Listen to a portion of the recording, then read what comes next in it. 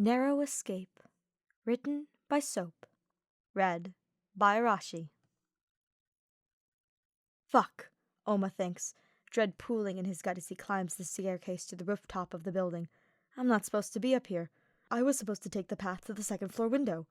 Screw whichever officer had decided it was a good idea to close the window, because now his escape route is effectively blocked off. The rooftop is his next best place, but he has to have time to set up his escape. The footsteps behind him are unrelenting, though, surprisingly keeping up with his fast pace. The door to the rooftop enters his field of vision, and he skids to a halt, quickly pulling out his lock-picking tools. He has some time, a few seconds at most, to open the door. The night air whooshes into the building, and he quickly runs out. Unfortunately, he doesn't have enough time to shut the door, and the officer chasing him runs onto the rooftop with him. Well, at least, the person he thought is an officer, because instead, he's met with familiar golden eyes and navy blue hair that almost glitters in the city lights. "My beloved Saihara-chan," he breathes, stepping to the edge. He's not planning on jumping. Not yet. He needs to distract Saihara long enough to set up his escape. "Phantom thief," Saihara calls, and almost smiles behind his mask. "So this is it, huh? You finally caught me, detective," he drawls, feeling the wind tussle his purple hair. A whole year of chasing, and here he is, cornered by the detective he eventually grew an unfortunate liking for. "Knowing you, there's another escape plan," Saihara chuckles, and Ouma notices the gun that the taller boy has in his gloved hand. He raises an eyebrow. Would Saihara really shoot him? "Impressive. You figured it out, huh? I obviously have another escape plan. There's no way I'd lose to you." He lies, and his gaze flickers back to the streets below the roof. He shivers instinctively, taking a quick step forward to avoid accidentally falling and turning into a pile of guts on the street. "What?" Saihara asks, seemingly confused. Ouma doesn't hear him as a gust of wind brushes past the two of them again. "So, you don't have any other way to escape?" Ouma smirks. Another reason why he fell for the detective. He can so easily pick apart his lies and truths, breaking past a few of his walls. What a shame that their journey ends here. But he is not scared of being sent to jail. Sure, he steals things for the fun of it, but he always returns them, despite them all being recovered in different locations. He'll likely only be sentenced for disrupting the peace of the country, being so famous and all that. Saihara's walkie-talkie buzzes, static crackling in the air. "Detective Saihara?" Ouma recognizes the voice to be of Detective Kirigiri, Saihara's senior. "Is the phantom thief with you?" Saihara glances at Ouma, and Ouma stares back with a challenging look in his eyes. What Saihara says next surprises him. "No, I've lost sight of him." Kirigiri says something else, but Ouma's too busy trying to hold in his shock. Did Saihara just lie to his superior? For Ouma's sake, no less. The walkie-talkie beeps, signaling the end of the call, and Saihara slides both the device and the gun into his pocket, holding his hands up. "Look, I'm not here to fight. I just, want to talk." Ouma watches the detective warily, distrust evident on his features. Obviously, Saihara can't see his face, but it's not like that changes anything. "And why would I trust you?" Ouma asks, crossing his arms defiantly. Saihara sighs before stepping closer. Ouma realizes that if he steps any further back, he'll fall over the edge. "A few officers are coming to the roof to investigate," Saihara informs him. "You might have enough time if you listen to what I say." Ouma tilts his head. "Why are you helping me? You have nothing to gain," he points out, unmoving. He swears he sees Saihara's cheeks darken. "That's not important," Saihara deflects hastily. "You don't have much time." As if to punctuate the statement, there's a shout from a few floors down. Ouma huffs.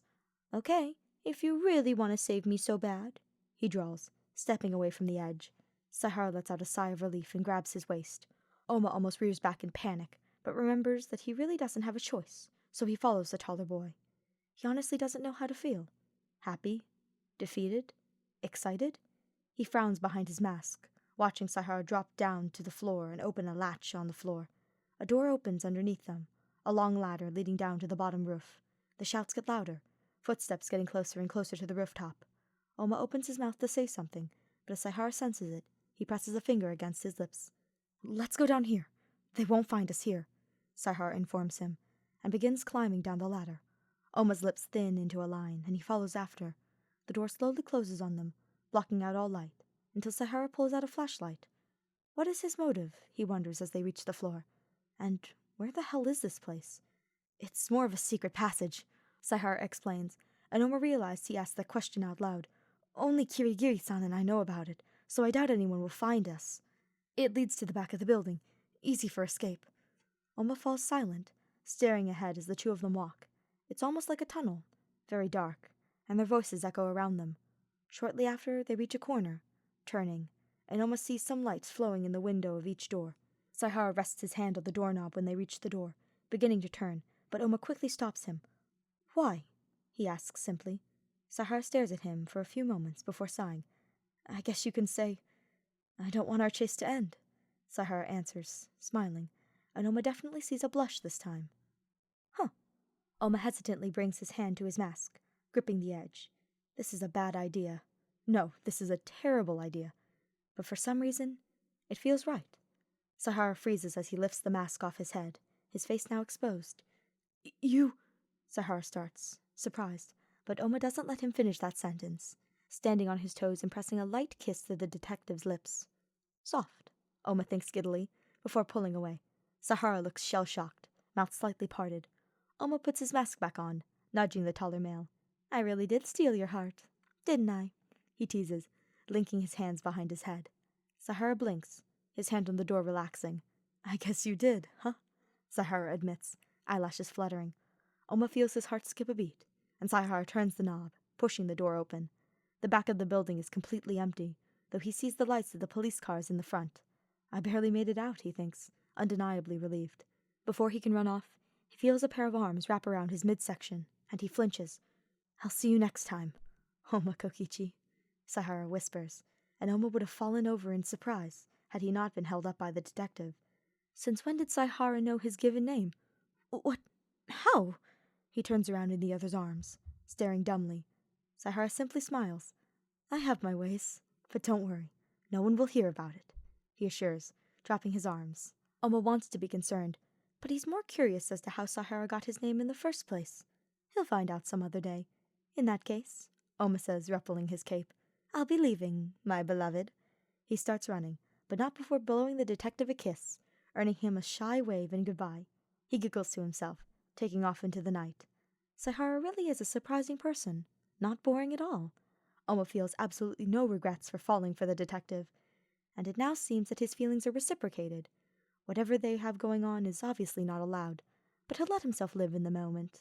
Oh, he wonders how his organization members will take the information that Detective Saihara from the rival detective agency helped him escape from arrest.